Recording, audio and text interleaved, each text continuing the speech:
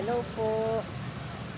Panglima na po namin simbahan to. Nasa Manila Cathedral po kami ngayon.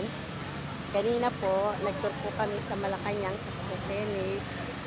Inassist po kami ng mga kaibigan ko doon. Ayan po. Ayan, ganda.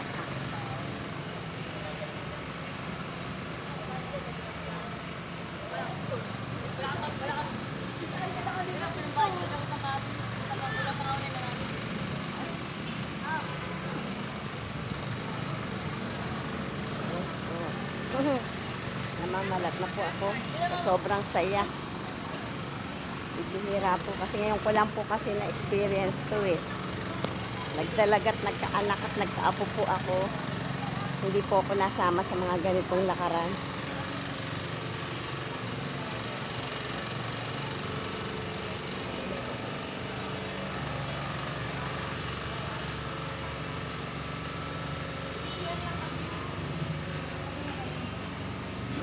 Bye po.